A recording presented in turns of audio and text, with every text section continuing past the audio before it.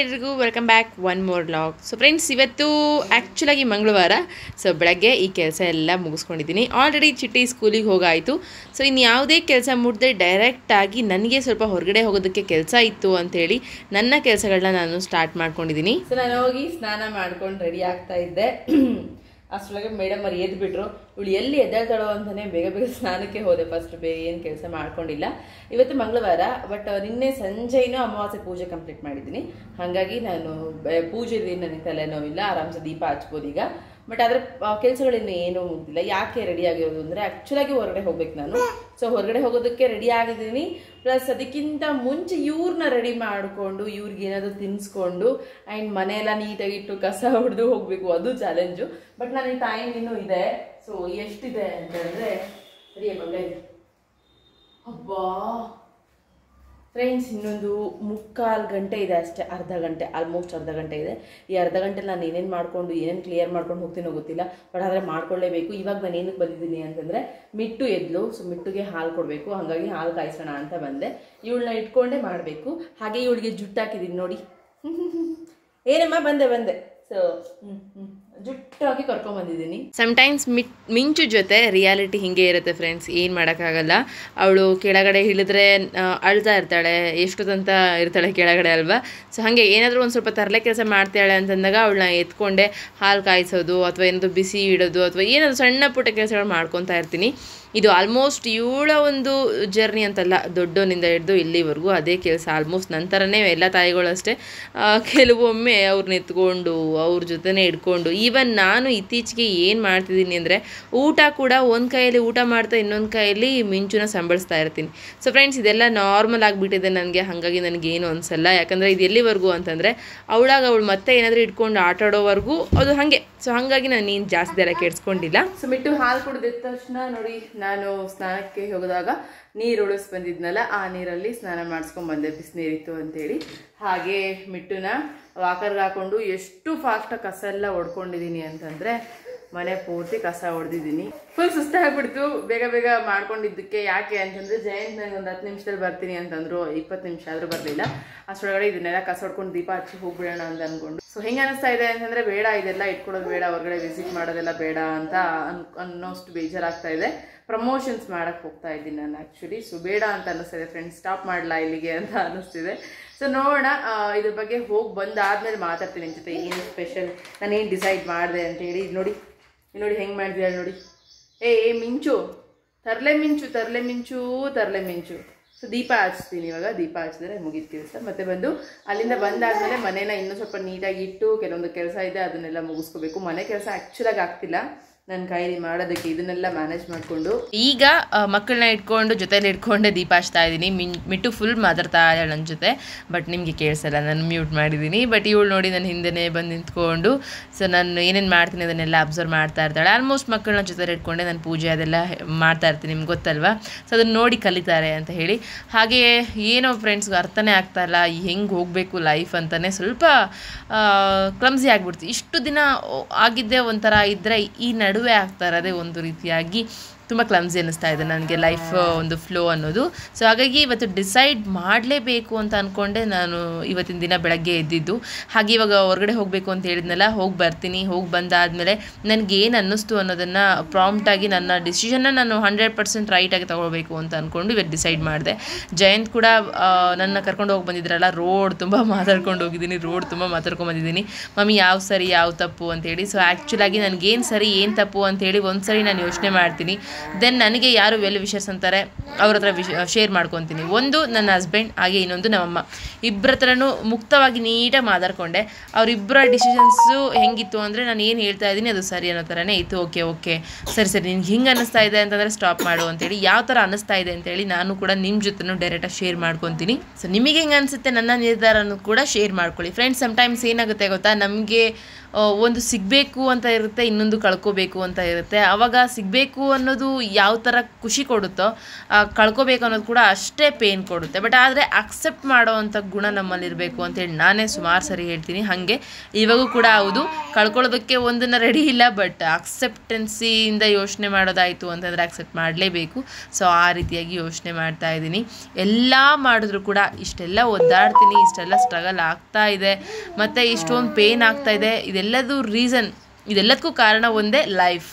So ನಾನು ನನ್ನ ಲೈಫ್ನ lead ಮಾಡಲೇಬೇಕು, ನನ್ನ ಮಕ್ಕಳನ್ನ ನಾನು ನೋಡ್ಕೊಳ್ಳೇಬೇಕು, ನಾವು ಕೂಡ ಎಲ್ಲರ ಥರ ಚೆನ್ನಾಗಿರಬೇಕು ಅನ್ನೋ ಒಂದು ಉದ್ದೇಶದಲ್ಲೇ. ಬಟ್ ಏನು ಮಾಡೋದು, ಏನೋ ಒಂದು ಅಂದ್ಕೊಂಡ್ರೆ ಇನ್ನೇನೋ ಆಗ್ತಾಯಿದೆ. ನಾಳೆ ಟೆಸ್ಟ್ ಅಲ್ವಾ, ಸೊ ಹಾಗೆ ಓದ್ಕೊಳ್ಳೋದು ಕೊಟ್ಟಿದ್ದಾರೆ. ಅದನ್ನು ನೀವಾಗ ಏನು ಓದ್ಕೊಂಡಿಲ್ಲ ಅದನ್ನು ರಿಪೀಟ್ ಓದ್ಕೊ. ನನಗೆ ಕೇಳಿಸ್ತಿರ್ಬೇಕು, ನಾನು ಕೆಲಸ ಮಾಡ್ತಿರ್ತೀನಿ, ಕೇಳಿಸ್ತಿರ್ಬೇಕು. ಸೊ ಫ್ರೆಂಡ್ಸ್, ಮಧ್ಯಾಹ್ನ ಮುಗಿಸ್ಕೊಂಡ್ಬಂದೆ. ಒಂದು ಆಲ್ಮೋಸ್ಟ್ 1 ಗಂಟೆ ಆಗಿತ್ತು. ಅಮ್ಮನ ಮನೆಗೆ ಬಂದಿದ್ದು. ಅಮ್ಮನ ಮನೆಗೆ ಬಂದು ಅಲ್ಲೇ ಊಟ ಮಾಡಿದೆ, ತುಪ್ಪನ ಊಟ ಮಾಡಿದೆ. ಅಲ್ಲೇ ಊಟ ಮಾಡಿ ಸ್ವಲ್ಪ ಕಣ್ಣೆಲ್ಲ ತುಂಬ ಪೇನ್ ಆಗ್ತಾ ಇತ್ತು. ಅದರಲ್ಲಿ ಇವಾಗ ಬೆಳಗ್ಗೆ ಮೆಡಿಸಿನ್ ಬೇರೆ ಹಾಕಿಲ್ಲ ನಾನು. ಹಾಗಾಗಿ ಮಿಂಚುನ ಆಟಾಡ್ಸ್ಕೊಂತ ಅಲ್ಲೇ, ಮಿಟ್ಟುನ ಆಟಾಡ್ಸ್ಕೊಂತ ಅಲ್ಲೇ ಟೈಮ್ ಸ್ಪೆಂಡ್ ಮಾಡಿತಾ ಇತ್ತು. ಮತ್ತೆ ಏನಂತಂದ್ರೆ ಜಯಂಟ್ ಸಂಜೆ ಬರ್ತೀನಿ, ಅಲ್ಲಿವರೆಗೂ ಅಲ್ಲೇ ಇರುವಂಥದ್ದು. ಇವಾಗ ಸುಮಾರು ಒಂದು 5 ಗಂಟೆ ಕರ್ಕೊಂಡ್ಬಂದು ಬಿಟ್ರು. ಸೊ ಹಾಗೆ ನಾನು ಬರ್ತಾ ಟೊಮೊಟೊ ಖಾಲಿ ಆಗಿತ್ತು, ಈರುಳ್ಳಿ ಖಾಲಿ ಆಗಿತ್ತು ಅಂತ ಹೇಳಿ ಸ್ವಲ್ಪ ಇದೆಲ್ಲ ಖಾಲಿ ಆಗಿತ್ತು ಅಂತ ಹೇಳಿ ಹಾಗೆ ತಗೊಂಡ್ಬಂದಿದ್ದ ತಕ್ಷಣ ಏನಾಯ್ತು ಅಂದ್ರೆ ಕರೆಂಟ್ ಹೋಗ್ಬಿಟ್ಟಿತ್ತು. ಇಲ್ಲಿ ಕರೆಂಟ್ ಹೋಗಿತ್ತು, ನನಗೆ ಗೊತ್ತೇ ಇಲ್ಲ. ಫೋನ್ ಬೇರೆ ಚಾರ್ಜ್ ಇರಲಿಲ್ಲ, ಸ್ವಿಚ್ ಆಫ್ ಆಯಿತು. ಫೋನ್ ಸುಮ್ಮನೆ ಅದ್ರ ಪಾಡಿಗೆ ಅದು ಕೇಬಲ್ ಹಾಕಿ ನನ್ನ ಪಾಡಿ ನಾನು ಎದ್ದು ಕಸ ಹೊಡೆದು ದೀಪ ಹಚ್ಚಿ, ಸೊ ನೋಡಿ ಕುಂಕುಮ ಹಚ್ಚಿದ್ದೀನಿ ಅಲ್ವಾ, ಮಕ್ಕಳಿಗೆಲ್ಲ ಕುಂಕುಮ ಹಚ್ಚಿ ಹೋಮ್ವರ್ಕ್ ಬರ್ಕೊಳ್ಳೋದು ಬಿಟ್ಟಿದ್ದೀನಿ. ಚಿಟ್ಟಿಗೆ ಸೆಕೆಂಡ್ ಟೆಸ್ಟ್ ನಡೀತಾ ಇದೆ. ನಿನ್ನೆ ಎಲ್ಲ ಚೆನ್ನಾಗಿ ಬರ್ದಿದ್ದಾನಂತೆ. ಇವಾಗ ಆಲ್ಮೋಸ್ಟ್ ಟೆಸ್ಟ್ 4 ಬರ್ದಿದೆಯಲ್ಲ, ಸೊ 4 ಕೂಡ ತುಂಬ ಚೆನ್ನಾಗಿ ಬರ್ತಿದ್ದಾನಂತೆ. ಸೀರಿಯಸ್ಲಿ ಫ್ರೆಂಡ್ಸ್, ನಂದು ಏನು ಎಫರ್ಟ್ ಇಲ್ಲ, ಅವ್ನಿಗೆ ಏನು ಹೇಳ್ಕೊಡೋದಕ್ಕೂ ಆಗ್ತಿಲ್ಲ. ಸೊ ನಾಳೆ ಕನ್ನಡ, ಹಂಗಾಗಿ ಕನ್ನಡ ಸ್ವಲ್ಪ ಹೇಳ್ಕೊಟ್ಟು ಹಾಲು ಬಿಸಿದು ಹಾಲಿತ್ತು, ಹಾಲು ಕುಡಿತಾ ಇದ್ದೀನಿ. ಇವಾಗ ಮತ್ತೆ ಕೆಲಸಗಳು ಸ್ಟಾರ್ಟ್ ಮಾಡ್ಕೊತೀನಿ. ಸೊ ನಾನು ಆಗಲೇ ಹೇಳಿದ್ದೆ ನಿಮಗೆ ಏನು ಅಂತಂದರೆ, ಒಂದು ಬೃಹತ್ ನಿರ್ಧಾರ ತಗೋಬೇಕು ಅಂತ ಅನ್ಕೊಂಡಿದ್ದೀನಿ ಅಂತೇಳಿ. ಸೊ ಏನು ನಿರ್ಧಾರ ಅಂತಂದ್ರೆ, ಗಲಾಟೆ ಮಾಡಬೇಡ್ರು. ಏನು ಗೊತ್ತಾ, ನನಗೆ ತುಂಬ ಕ್ಲಮ್ಸಿ ಅನ್ನಿಸ್ತಾ ಇದೆ. ಮೈಂಡ್ ಸಕ್ಕತ್ ಡಿಸ್ಟರ್ಬೆನ್ಸ್ ಆಗ್ಬಿಟ್ಟಿದೆ. ಯಾಕೆ ಅಂತಂದರೆ ಅದು ಅದು ಯಾವಾಗ ಮಿಕ್ಸ್ ಮಾಡ್ತೀವೋ ಹಾಗೆ ನನ್ನದೊಂದು ಫ್ಲೋ ಅಂತ ಇತ್ತು ಲೈಫಲ್ಲಿ, ಅದೊಂದು ಸ್ವಲ್ಪ ಎಲ್ಲೋ ಬ್ರೇಕ್ ಆಯಿತು ಅಲ್ವಾ, ನಿಜ ಅಲ್ವಾ. ಸೊ ಹೆಲ್ತ್ ಇಶ್ಯೂಸಿಂದ ಮತ್ತು ಹೊರಗಡೆ ನನ್ನ ಕಮಿಟ್ಮೆಂಟ್ಸಿಂದ ಎಲ್ಲದರಿಂದನೂ ಬ್ರೇಕ್ ಆಯಿತು. ಚುಟ್ಟಿ.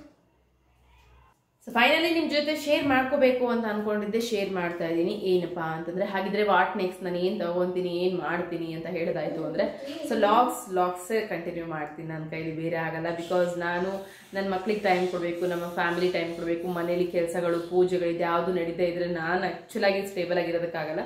ಸೊ ಹಾಗಾಗಿ ಇಂಪಾರ್ಟೆನ್ಸ್ ಬಂದು ಅದಕ್ಕೆ ನಾನು ಕೊಡ್ತೀನಿ. ಸೊ ಇನ್ನೂ ರೆಗ್ಯುಲರ್ ಆಗಿ ಲಾಗ್ಸ್ ಮಾಡೋದು ಮತ್ತು ಫ್ಯಾಮಿಲಿ ಟೈಮ್, ಟೋಟಲಿ ಫ್ಯಾಮಿಲಿ. ಇವಾಗ ನಂದು ಮುಂಚೆ ಹೆಂಗಿತ್ತೋ ಸೊ ಅದೇ ಥರ ರೂಟೀನ್ಸ್ನ ಕಂಟಿನ್ಯೂ ಮಾಡ್ತೀನಿ. ಪ್ರಮೋಷನ್ಸ್ ಬಗ್ಗೆ ಪಾಪ ಅವರು ಮಾಡೋದು ಅವರವರ ಬಿಸ್ನೆಸ್ಗೋಸ್ಕರ, ಇಟ್ಸ್ ಓಕೆ. ಯಾವ ಥರ ಆಗುತ್ತೆ ಆ ರೀತಿ, ಎಷ್ಟು ಈಸಿಯಾಗಿ ಆಗುತ್ತೋ ಅಷ್ಟು ಈಸಿಯಾಗಿ ಮಾಡಿಕೊಡೋದಕ್ಕೆ ಟ್ರೈ ಮಾಡ್ತೀನಿ. ಬಿಟ್ಟರೆ ಹೊರಗಡೆ ಹೋಗುವಂಥದ್ದು, ಅಲ್ಲಿ ಅದಕ್ಕೋಸ್ಕರ ಟೈಮ್ ಕೊಡುವಂಥದ್ದು ನನಗೆ ಯಾಕೋ ಒಂದು ಸ್ವಲ್ಪ ಸರಿ ಅನ್ನಿಸ್ತಾ ಇಲ್ಲ. ಬಿಕಾಸ್ ನನಗೆ ಕೆಲವೊಂದು ಜಾಸ್ತಿ ದೊಡ್ಡ ರೆಸ್ಪಾನ್ಸಿಬಿಲಿಟೀಸ್ ಇರೋದ್ರಿಂದ ಬೇಡ ಅಂತ ಅನ್ನಿಸ್ತಾ ಇದೆ. ಹಾಗಾಗಿ ನಾನು ಗಿವ್ ಅಪ್ ಮಾಡ್ತಾ ಇದ್ದೀನಿ. ಸೊ ನನ್ನ ಗಂಡನ ಜೊತೆ ನಾನು ಆಗಲೇ ಮಾತಾಡ್ತಾ ಇದ್ದೆ, ಮಮ್ಮಿ ಒಂದನ್ನು ಪಡ್ಕೋಬೇಕು ಅಂದರೆ ಒಂದನ್ನು ಕಳ್ಕೊಬೇಕಲ್ವಾ. ಸೊ ಓಕೆ, ಕಳ್ಕೊಂಡ್ರು ಪರವಾಗಿಲ್ಲ, ಇವತ್ತೆಲ್ಲ ನಾಳೆ ಪಡ್ಕೊತೀವಿ. ಸೊ ಇದು ನನಗೆ ಬೇಡ ಅಂತ ಹೇಳಿದೆ. ಅವರು ಕೂಡ ಓಕೆ ಆಯಿತು, ನಿನಗೆ ಅಷ್ಟೊಂದು ಸ್ಟ್ರೆಸ್ ಆಗ್ತಾ ಇದೆ, ಡಿಸ್ಟರ್ಬೆನ್ಸ್ ಆಗ್ತಾ ಇದೆ, ಸ್ಟೇಬಲ್ ಆಗಿರೋದಕ್ಕೆ ಆಗ್ತಾ ಇಲ್ಲ ಅಂತಂದರೆ ಬಿಡು ಅಂತ ಅಂದರು. ಮಿಟ್ಟು ಸೌಂಡ್ ನೋಡಲಿ. ಸೊ ಹಾಗಾಗಿ ನಾನು ಅದನ್ನು ತೊರೆಯುತ್ತಿದ್ದೇನೆ. ಸೊ ನಿಮಗೋಸ್ಕರ ಲಾಗ್ಸ್ ಮಾಡ್ತಾನೆ ಇರ್ತೀನಿ. ಡೈಲಿ ಲಾಗ್ಸ್ ಮಾಡ್ತೀನಿ ರೆಗ್ಯುಲರ್ ಆಗಿ. ಆ ರೋಟೀನ್ಸ್ ಎಲ್ಲ ಏನಾಗುತ್ತೆ ಗೊತ್ತಾ, ಸುಸ್ತಾಗಿ ಬಂದುಬಿಟ್ರೆ ಮತ್ತೆ ಬೆಳಗ್ಗೆ ಎದ್ದೇಳೋದಕ್ಕಾಗಲ್ಲ. ಒಂದು ಅದೇನೋ ಫ್ರೆಂಡ್ಸ್, ಒಂದು ರೈಲು ಹೋಗ್ತಾ ಇರ್ತಾರ, ಒಂದು ಸ್ವಲ್ಪ ಕಂಬಿ ಮಿಕ್ಸ್ ಆದರೂ ಬಿದ್ದುಬಿಡುತ್ತೆ ರೈಲು ಅಂತ. ಸೊ ಹಾಗೆ ಆಗಿರೋದು ಇದು. ಮತ್ತೆ ಇವಾಗ ನಾನು ಮತ್ತೆ ಎಬ್ಬಿಸ್ಕೋಬೇಕು ಅಂದರೆ ಸ್ವಲ್ಪ ಟೈಮ್ ಅಂತಂದರೆ 1 ವಾರ ಹಂಗಲ್ಲ, 1 ದಿನ ಸಾಕು. ಸೊ ಅಷ್ಟೇ, ಇದು ನಾನು ನಿರ್ಧಾರ ಮಾಡಿದ್ದು, ಬೇರೆ ಏನು ಬೇಡ ಅಂತೇಳಿ. ಏನಿವೆ ಇನ್ನೊಂದು ಏನಂತಂದರೆ, ಸೊ ನಿಮಗೆಲ್ಲ ಗೊತ್ತಿದೆ, ಸ್ವಲ್ಪ ಇದೆ ಕುಡಿದ್ಬಿಡ್ತೀನಿ.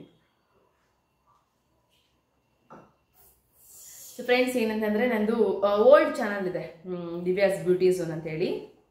ಆ್ಯಕ್ಚುಲಿ ಯೂಟ್ಯೂಬ್ ಪರಿಚಯ ಆಗಿದ್ದೆ ನಾನು ಅಲ್ಲಿಂದ. ಸಾಕಷ್ಟು ಜನಕ್ಕೆ ನನಗೆ ಗೊತ್ತಿರೋದೇ ಅಲ್ಲಿಂದ. ಅದರ್ವೈಸ್ ಇವಾಗ ಇದು ಮಾಮ್ಸ್ ಕಾರ್ನರ್ ಚಾನಲ್ ಬಂದು 11 ಮಂತ್ಸ್ ಆಯಿತು. ಸೆಪ್ಟೆಂಬರ್ 25ಕ್ಕೆ ನಂದು 1 year ಕಂಪ್ಲೀಟ್ ಆಗುತ್ತೆ ಮಾಮ್ಸ್ ಕಾರ್ನರ್ ಓಪನ್ ಮಾಡಿ. ಅವತ್ತಿನ ದಿನ ನಾನು ನನ್ನ ಜರ್ನಿ ವಿಡಿಯೋನ ಶೇರ್ ಮಾಡ್ಕೊತೀನಿ. ಡೆಫಿನೆಟ್ಲಿ ಅವತ್ತೇನು ಮಿಸ್ ಆದರೂ ಕೂಡ ಜರ್ನಿ ವಿಡಿಯೋ ಮಿಸ್ ಆಗಲ್ಲ, ಬರುತ್ತೆ. ಸೊ ಮಿಟ್ಟು ಈ ಕಡೆ ಬಾ, ಏನು ಮಾಡ್ತಿದ್ದೀಯ ಅಲ್ಲಿ?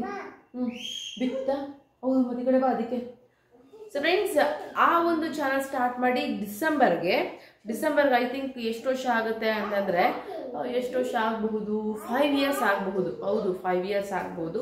ಸೊ 5 yearsಲ್ಲಿ ಅದು ಹೇಳ್ಕೊಳ್ಳೋ ಅಂಥ ಜರ್ನಿ ಅಲ್ಲ, ತುಂಬ ನೋವಿದೆ.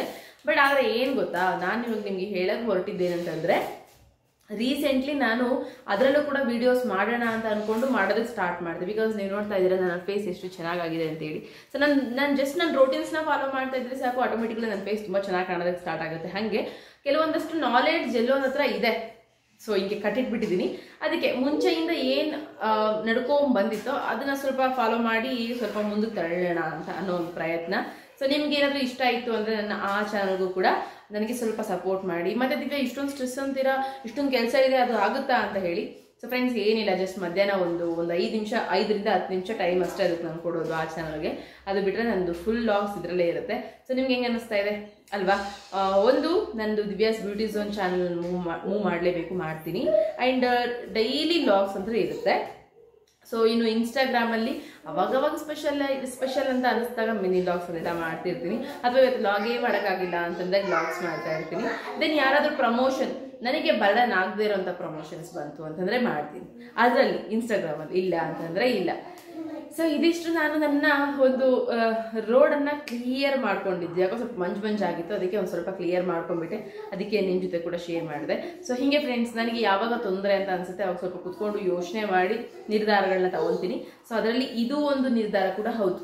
ಸೊ ನಿಮಗೆ ಹೆಲ್ಪ್ ಆಗುತ್ತೆ ಅನ್ನೋ ಕಾರಣಕ್ಕೆ ನಾನು ಹೇಳಿದೆ. ಸೊ ಹೇಳ್ತಿರ್ತೀನಲ್ವ, ಹೆಂಗೆ ಯೋಚನೆ ಮಾಡ್ತೀನಿ ನಾನು, ಯಾವ ಸರಿ ಯಾವ ತಪ್ಪು ಅಂತೇಳಿ. ಸೊ ಇದು ಕೂಡ ಒಂದು ಪ್ರಾಕ್ಟಿಕಲ್ ಪಾಯಿಂಟ್ ನಿಮಗೆ, ನಾನು ಯೋಚನೆ ಮಾಡೋದು ಹಿಂಗೆ. ಸೊ ಬನ್ನಿ ಇವಾಗ ದಿನನ ಸ್ಟಾರ್ಟ್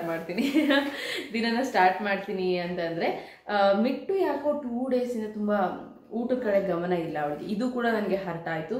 ಸೊ ನಾನು ಸಮ್ಟೈಮ್ಸ್ ಬೇರೆ ಕಡೆ ಮೈಂಡ್ ಕೊಟ್ಟೆ ಅಂದರೆ ಮಕ್ಕಳು ಈ ಥರ ಆಗೋದು ನನಗೆ ಇಷ್ಟ ಆಗಲ್ಲ. ಅವನಮ್ಮ ಅದಕ್ಕೆ ನಾನು ಏನು ಮಾಡಿದೆ ಅಂತಂದರೆ, ಬೇಡ ನನಗೆ ಸೆಟ್ ಆಗಲ್ಲ ಅಂತ ಅಂದ್ಕೊಂಡು ಲೀವ್ ಮಾಡ್ತಾ ಇದ್ದೀನಿ. ಅವಳು ಊಟ ಸರಿಯಾಗಿ ಮಾಡಿಲ್ಲ, ಹಂಗಾಗಿ ಅವಳಿಗೆ ಮುದ್ದೆ ಆದರೆ ಚೆನ್ನಾಗಿ ತಿಂತಾಳೆ. ಸೊ ಅದಕ್ಕೋಸ್ಕರ ಸಾಂಬಾರು ಬಿಸಿ ಮಾಡಿದ್ದೀನಿ. ಸ್ವಲ್ಪ ಪಾತ್ರೆಗಳು ತೊಳ್ಕೊಬೇಕು. ಮಿಂಚು ಮಲ್ಕೊಂಡಿದ್ದಾಳೆ. ಬಂದ ತಕ್ಷಣ ಅವಳನ್ನ ಮಲಗಿಸಿದ್ದೆ. ಅವಳು ಎದ್ದೇಳೋದ್ರೊಳಗೆ ಪಾತ್ರೆ ಎಷ್ಟಾಗುತ್ತೋ ಅಷ್ಟು ಕ್ಲೀನ್ ಮಾಡಿಕೊಂಡು ನೆಕ್ಸ್ಟ್ ಅಡಿಗೆಗೆ ನಾನು ರೆಡಿ ಮಾಡ್ಕೋಬೇಕು. ಮುದ್ದೆ ಮಾಡಬೇಕು. ಮುದ್ದೆ ಮಾಡಿ ಚಟ್ನಿ ಮಾಡೋಣ ಅಂತಿದ್ದೀನಿ. ಏನಂತೀರಿ? ಇವತ್ತು ಚಟ್ನಿ ತಿನ್ನೋ ಹಾಗಾಗಿದೆ ನನಗೆ. ಸೊ ಚಟ್ನಿ, ಮೊಸರು, ಮುದ್ದೆ ಎಷ್ಟು ಒಳ್ಳೆ ಕಾಂಬಿನೇಷನ್ ಗೊತ್ತಾ? ಬನ್ನಿ ಇವತ್ತು ನಾನು ಟ್ರೈ ಮಾಡ್ತೀನಿ. ತುಂಬ ದಿನ ಆಯಿತು ಕಾಂಬಿನೇಷನ್. ಜಗಳ ಆಡಂಗಿಲ್ಲ, ನಿನ್ನ ಹೋಮ್ವರ್ಕ್ ನೀನು ಬರ್ಕೋ, ಅವಳು ಪಾಡಿಗೆ ಅವಳು ಆಟ ಆಡ್ತಾಳೆ, ಇಷ್ಟೇ ಕಮಾಂಡ್. ಇರೋ ಸ್ವಲ್ಪ ಪಾತ್ರೆಗಳನ್ನು ಕೂಡ ಕ್ಲೀನ್ ಮಾಡಿದ್ದಾಯಿತು ಫ್ರೆಂಡ್ಸ್. ಈಗ ಜಯಂತ್ ಬಂದು ಹಾಲು ಹಾಕಿ ನೀರು ಹಾಕಿ ಸ್ಟವ್ ಹಚ್ಚಲಿಲ್ದಂಗೆ ನಿಂತ್ಕೊಂಡಿದ್ದಾರೆ. ಇಲ್ಲಿದ್ದಾರೆ ನೋಡಿ, ಇವಾಗ ಬಂದರು. ಸೊ ಡ್ರೆಸ್ ಚೇಂಜ್ ಮಾಡೋಕ್ಕೆ ಹೊರಟಿದ್ರು. ನನ್ನ ಬೈಗುಳಕ್ಕೆ ಮತ್ತೆ ವಾಪಸ್ ಬಂದಿದ್ದಾರೆ. ಹೋಗ್ಬಾ, ನಾನು ಹಚ್ತೀನಿ. ಇನ್ನೇನು ನೋಡು, ಅವನು ಆರ್ಲಿಕ್ಸ್ ಮಾಡ್ಕೊಳ್ಳೋದಕ್ಕೆ ಹೆಂಗೆ ಚೆಲ್ಲಿದ್ದಾನೆ ಚಿಟ್ಟಿ.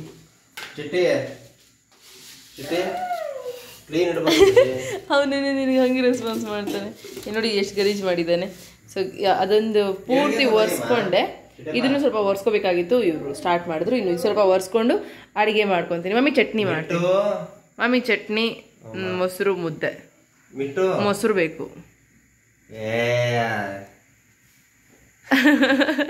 ಯಾಕೆ?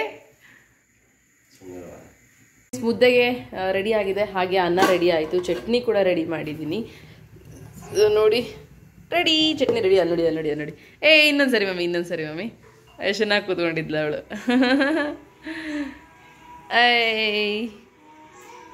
ಮಿಂಚು ಎದ್ಲು, ಅವರಪ್ಪ ನೋಡ್ಕೊತಿದ್ದಾರೆ. ಹಾಗೆ ನಂದು ಬಟ್ಟೆ ಮಡ್ಚೋದಿದೆ ಅಲ್ಲಿ. Hi madam. ಮಮ್ಮಿ ಪಾಲಿಲ್ಲ, ಮುದ್ದೆ ಆಯಿತು. ಒಂದು 5 ನಿಮಿಷ, ಓಕೆನಾ? ಡನ್.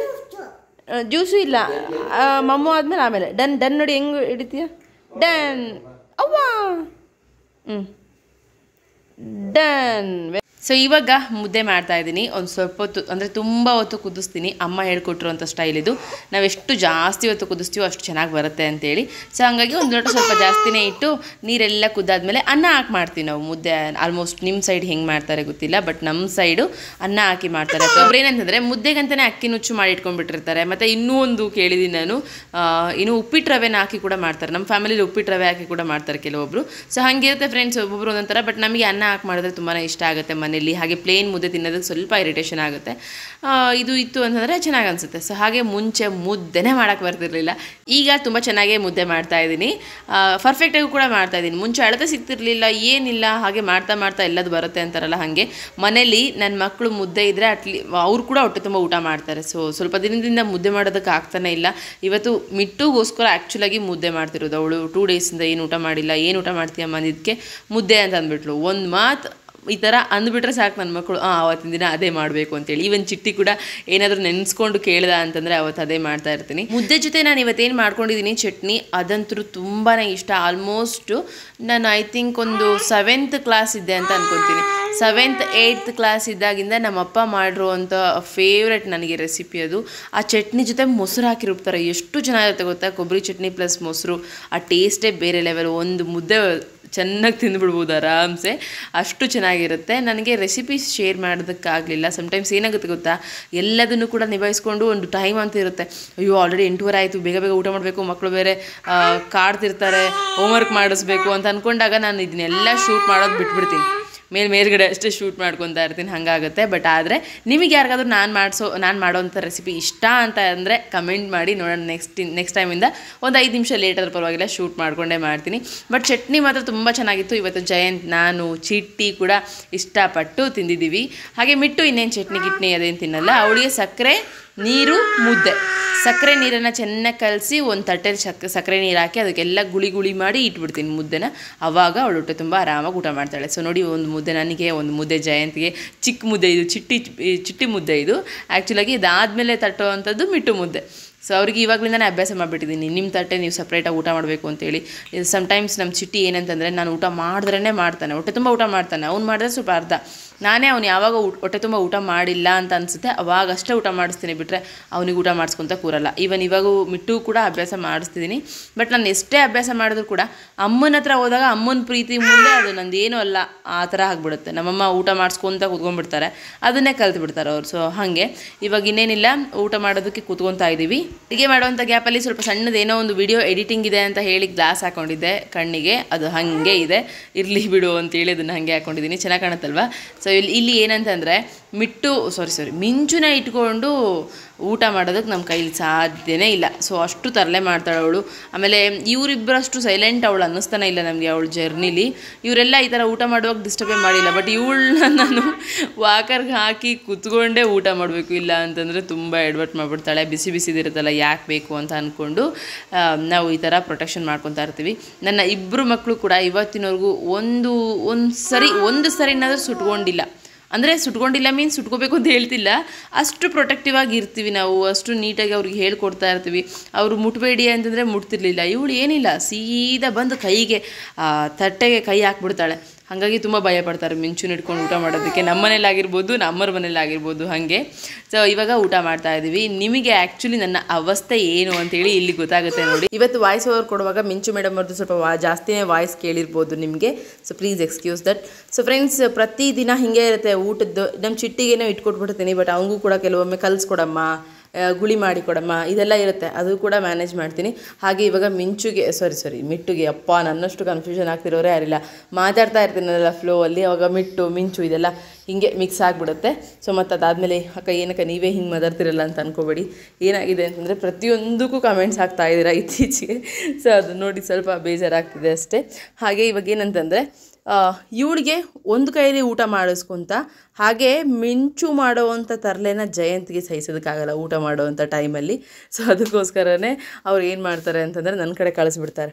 ಒಂದು ಕೈಯಲ್ಲಿ ಮಿಂಚುನ ಹ್ಯಾಂಡ್ಲ್ ಮಾಡ್ಕೊತ, ಮಿಟ್ಟುಗೆ ಊಟ ಮಾಡಿಸ್ಕೊತ, ಇನ್ನೊಂದು ಚಿಟ್ಟಿಗೂ ಕೂಡ ಏನೇನಾದರೂ ಕೇಳೋದು ಅದು ಇದು ಇತ್ತು ಅಂದರೆ ಅವನು ಮ್ಯಾನೇಜ್ ಮಾಡ್ಕೊತ ನಾನು ಊಟ ಮಾಡಬೇಕು. ಸೊ ನಾನು ಊಟ ಮಾಡಿದಾದಮೇಲೆ ಇವಾಗ ನಮ್ಮದೆಲ್ಲರದು ಊಟ ಆಯಿತು, ಮಿಟ್ಟುದು ಕೂಡ ಊಟ ಆಯಿತು. ಇವಾಗ ಮಿಂಚು ಊಟ ಏನು ಅಂತಂದರೆ ಗಂಜಿ. ರಾತ್ರಿ ಗಂಜಿ, ಮತ್ತು ಅವಳನ್ನ ಹಂಗೆ ಮಲಗ್ಸೋಕ್ಕಾಗಲ್ವಲ್ಲ, ಹೊಟ್ಟೆ ತುಂಬ ಊಟ ಮಾಡಿದ್ರೆ ಅಟ್ಲೀಸ್ಟ್ ಚೆನ್ನಾಗಿ ನಿದ್ದೆ ಮಾಡ್ತಾಳೆ. ಇವಾಗ ಗಂಜಿ ತಿನ್ನಿಸ್ಬೇಕು ಅಂತ ಬಂದಿದ್ದೀನಿ. ಗಂಜಿ ತಿನ್ನಿಸಿ ಆದಮೇಲೆ ಹಾಸ್ಕೊಂಡಿದ್ದೀವಿ. ಹಾಸ್ಕೊಂಡು ಇಲ್ಲಿ ನೋಡಿ ಹೆಂಗೆ ಆಟಾಡ್ತಿದ್ದಾರೆ. ನಮ್ಮ ಮನೇಲಿ ಮಕ್ಕಳ ಜೊತೆ ರ್ಯಾಂಡಮ್ ಆ್ಯಕ್ಟಿವಿಟೀಸ್ ಜಯಂತಿದ್ದು ರಾತ್ರಿ ಮಲ್ಗೋವಾಗ. ಸೊ 3 ಜೊತೆನೂ ಆಟಾಡಿ ಮಲ್ಕೊತಾರೆ. ಇದು ತುಂಬ ಖುಷಿ ನನಗೆ.